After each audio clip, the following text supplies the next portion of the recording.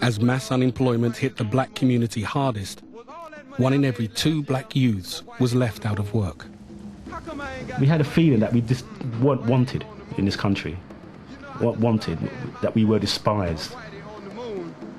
In January 1981, bitterness intensified when 13 black youngsters were burnt to death at a party in New Cross in southeast London.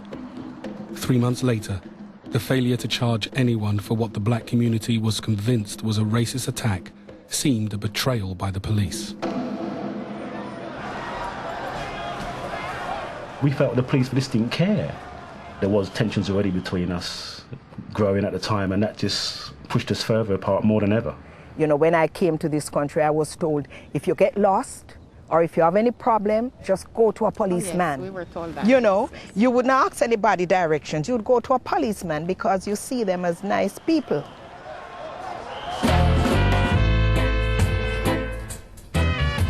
But by 1981, the relationship between police and the young black men growing up in areas like Brixton had degenerated to a point of no return.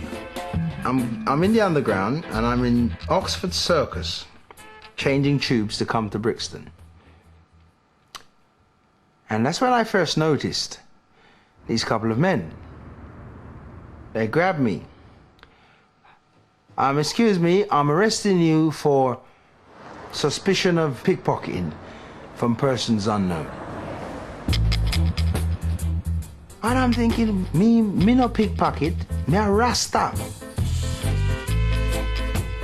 Almost every young black man in Brixton had a story to tell about police harassment or brutality. I remember getting on a bus one time from Brixton going to Clapham, and they came on the bus and said I was nicking a purse, took me off the bus, couldn't find nothing on me, they just gave me a good kicking and sent me away.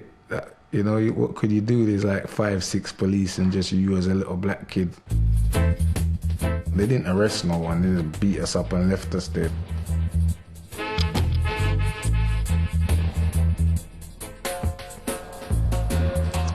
I didn't join the police as a racist, but whilst I was in the police, I became one.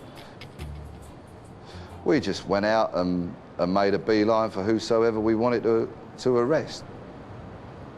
So you'd say you'd seen them try 2 or 3 car door handles, you'd seen them sizing someone up at a bus stop, and you'd see them put their hand towards a lady's handbag. People had no chance of proving their innocence. Evidence was planted, that was a common practice, and assaulting people was almost a daily occurrence.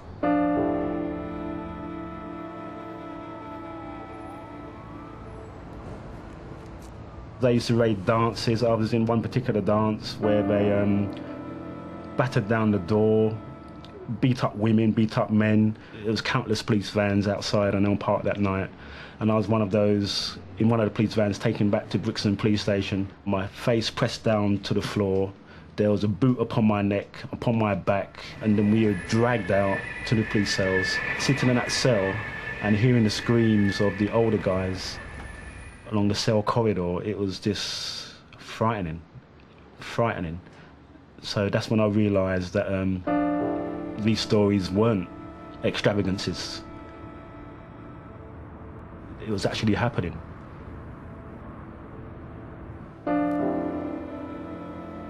We were the occupying army, if you like, and thinking of the people of Brixton as the enemy, that there wasn't a good person amongst them, that they were all criminals, that blackness equated with criminality. Despite the close attentions of Brixton's police, there was one place where young black men did feel safe. Railton Road, in the heart of Brixton, was known locally as the front line.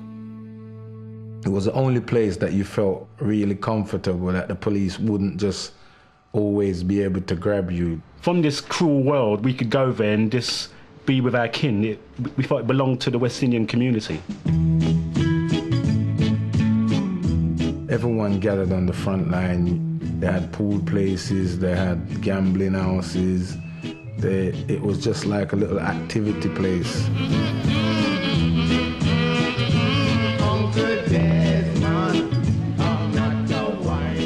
It was a hub of activity down there. It was just always something going on in the front line, always.